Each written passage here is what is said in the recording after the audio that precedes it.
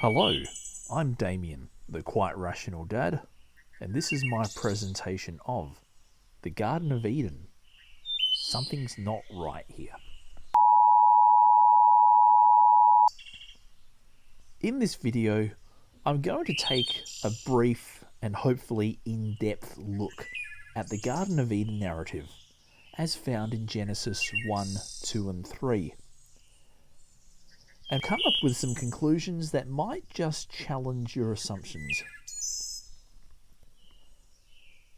The story, as commonly understood, was that God created the universe, the stars, the solar system, the planets, the moon, the planet Earth, mankind, animals, plants, etc., etc., and he makes a garden called the Garden of Eden, which is meant to sustain mankind. But to foil the plot, Satan comes down, deceives the two people in the garden, which introduces sin into the world and causes mankind to die, be expelled from the garden, and release untold misfortune into the world. Let's go back a bit and look a bit deeper.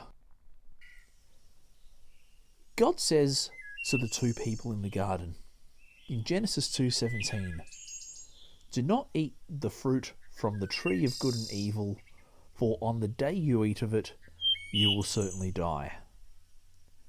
Now, no causal explanation or link is given between eating the fruit of this one tree and death.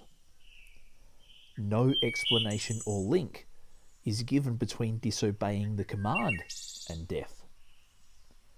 No explanation or link is given between sin and death. This is given by later biblical writers. So the logical conclusion I've come to is this God giving mankind death threats? Now let's take a closer look at the serpent in the garden. In Genesis 3 verses 4 to 5, the serpent is quoted as saying to Eve, "You will certainly not die. You will be like God, knowing good and evil." And guess what? The serpent is correct on most counts. After eating the fruit, Adam and Eve did not die that day. Adam is recorded as living to be 930 years old. We then see in Genesis 3:22 that man becomes as wise as God. So the only thing that the serpent got wrong was that our access got cut off to the tree of life, which the serpent wasn't to know beforehand anyway. Now, a bit more about the serpent. This is again going to challenge some assumptions, but the serpent in the garden is definitely not Satan. And please excuse my spelling error in that top line there. 1. The association between Satan, the enemy of God, and the serpent in the garden is made by later Bible writers. It's not made at the time in Genesis, it's done later on in the Old Testament and the New Testament. But at the time, no. All that Genesis says about the serpent is that he's the craftiest of all the creatures. Number 2, the word Satan is a generic word for opposition or accuser, which is similar to a prosecuting attorney in modern law. And the term ha-Satan, the accuser, with emphasis on the definite article. When we refer to Satan with the capital S with emphasis on the definite article, that literally means the accuser. Neither of these terms appear in Genesis.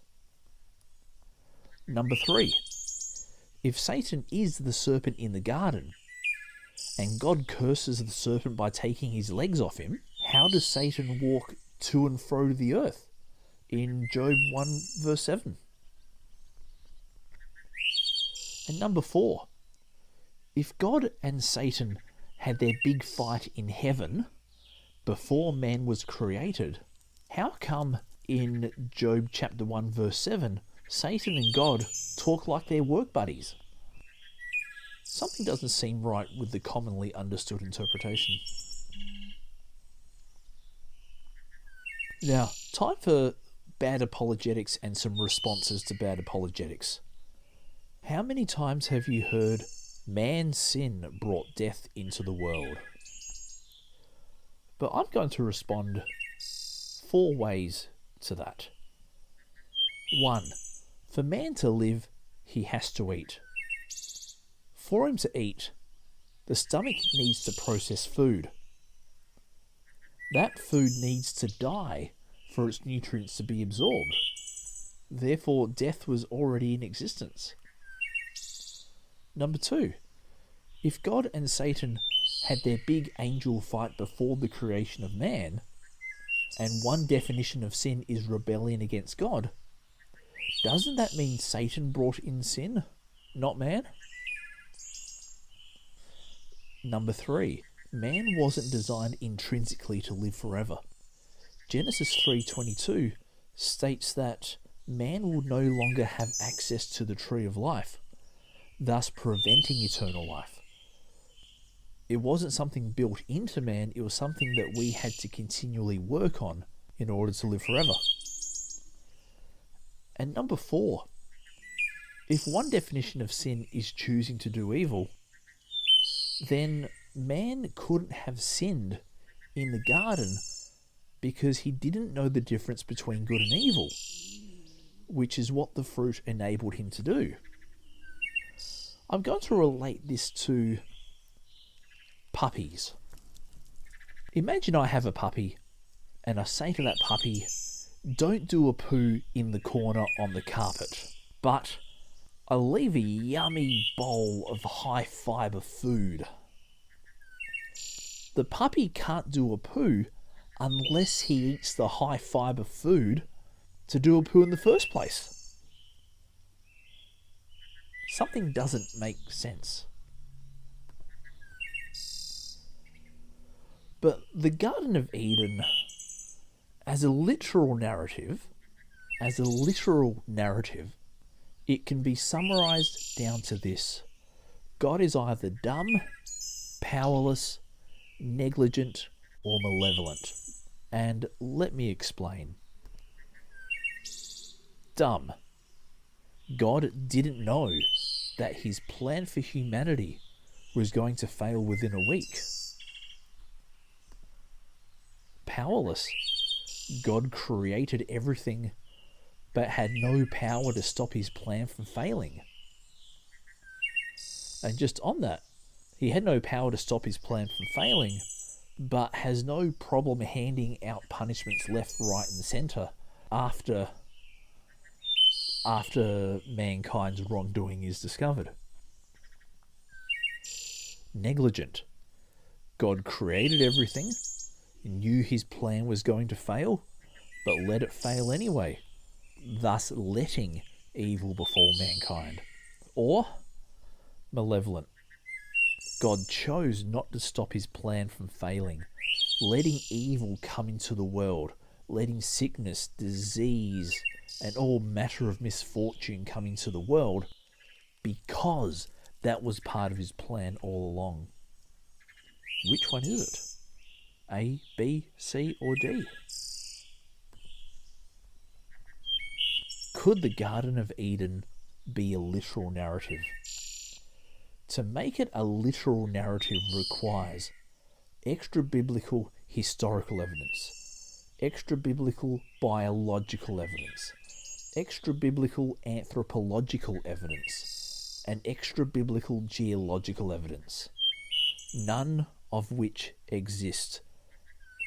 Everything we believe about the Garden of Eden is based off of what is stated in the Bible. Nothing outside the Bible confirms the Garden of Eden narrative. Every attempt to make it a literal narrative requires semantic gymnastics, appeals to authority, or completely changing the context. But what if the Garden of Eden is a mythological narrative instead? And here's a challenge for you. Reread Genesis chapters 1, 2 and 3 as a mythology and see if it makes more sense that way.